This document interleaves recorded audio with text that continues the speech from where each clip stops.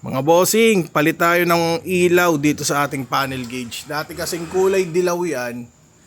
Ngayon gagawin natin puti, mga bossing. So, ito lang yung dalawang tatanggalin yung mga bossing. Medyo matigas lang mga bossing, hihilahin nyo lang yan mga bossing. Ngayon pagka hila nyo, matatanggal nyo tong stock. Ayan. Ito ngayon yung ipapalit natin mga bossing. Ha? Alright. Hinihila lang to ng mga bossing, kakamayin nyo lang. Kung paano nyo tinanggal, ganun nyo rin ikakabit. Try natin mga boss.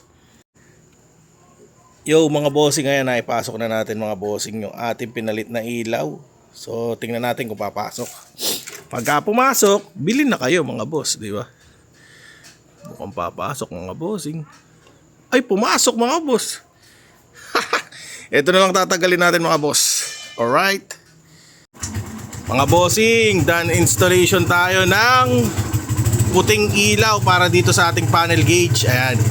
Kaya ano pang hinihintay nyo mga bossing? I-done check out nyo na to mga boss. Pwede kayo pumili ng blue, red, yellow, ano pa ba? May orange pa yata mga boss.